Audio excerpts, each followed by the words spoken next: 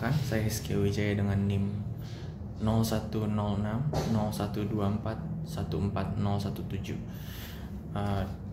dengan jurusan bisnis dan manajemen.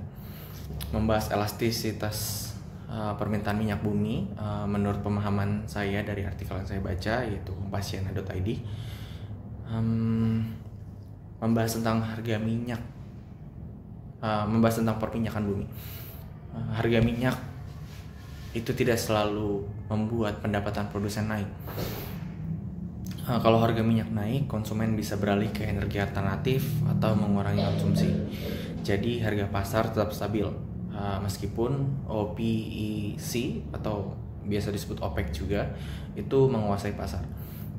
Misalnya harga minyak Brent yang sempat mencapai $86 per barrel pada November 2023 turun jadi $77 pada bulan Februari 2024 karena menurut analisis saya OPEC kurang kompak untuk bisa memproduksi perminyakan itu sendiri, seperti itu. Selain itu ada faktor lain juga seperti perkembangan energi hijau yang buat permintaan minyak itu jadi elastis. Harga minyak yang terjangkau dibantu AS menghindari resesi meskipun zona euro itu stagnan sampai sekarang. Di Indonesia sendiri inflasi mencapai 2,5% pada Januari 2024 dan sektor manufaktur masih berkembang. Itu sendiri memberikan Indonesia modal positif untuk bisa menghadapi ketidakpastian global di kedepannya sampai 2025. Analisis positif atau kondisi yang sebenarnya, menurut saya artikel ini tuh menjelaskan tentang situasi pasar minyak dunia yang tentatif, yang selalu berubah-ubah karena harganya naik turun secara signifikan dan membuat sangat elastis, dan biaya produksi yang mahal dan sulitnya masuk ke pasar. Lalu di dalam artikel ini juga menjelaskan bahwa ada usaha Arab Saudi untuk bisa menstabilkan harga dan mengurangi produksi, tetapi bersifat sementara karena takut kehilangan pangsa pasarnya sendiri. Lalu yang tadi artikel bilang munculnya gerakan zona hijau atau gerakan hijau untuk bisa mengurangi hasil polusi dan sebagainya, untuk memperbaiki bumi. Dan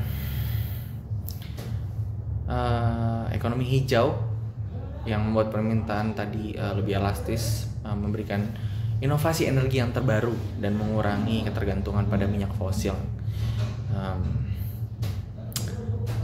Dampaknya terlihat pada pertumbuhan ekonomi global bervariasi. Contohnya seperti AS berhasil menghindari resesi dan pertumbuhan yang kuat, sementara walaupun zona euro masih stagnan 0, dan itu yang membuat dunia, beberapa negara maksudnya itu kekurangan. Tapi di Indonesia inflasi turun dan menurut dari artikel ini masyarakat masih optimis, menunjukkan ekonomi domestik kita itu tetap tangguh walau ada ketidakpastian global. Seperti itu. Lalu analisis normatif OPEC atau OPEC seharusnya bisa lebih kompak lagi, menurut saya, mengatur produksi minyak dan menjaga harga tetap stabil sehingga tidak terjadinya elastis yang terlalu drastis dan berbahaya untuk ekonomi dunia. Kalau koordinasi antara anggota OPEC lebih solid lagi, bisa lebih solid karena tadi OPEC yang memegang pasar, jadi harusnya koordinasinya harus lebih solid lagi dan harga minyak nggak bakal fluktuatif yang membuat kita kacau balau, yang tentunya menguntungkan produsen dan membuat produsen lebih untung. Seperti itu. Lalu poin selanjutnya, berinvestasi dalam energi terbarukan itu supaya nggak terlalu bergantung pada minyak fosil dan bisa mengikuti tren ekonomi hijau global yang lagi naik daun di zaman sekarang, yang berusaha menggantikan mobil dengan mobil bertenaga bensin dengan listrik dan sebagainya.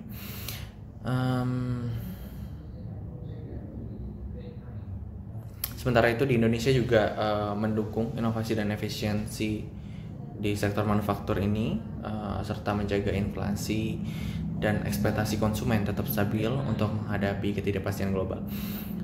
Dengan cara ini, pengelola pasar minyak bumi bisa lebih baik lagi dan ekonomi global bisa tumbuh secara berkelanjutan dan tidak membuat masyarakat di negara-negara atau di bumi ini menjadi kelimpungan dan membuatnya menjadi lebih stabil dan berkembang. Seperti itu. Terima kasih.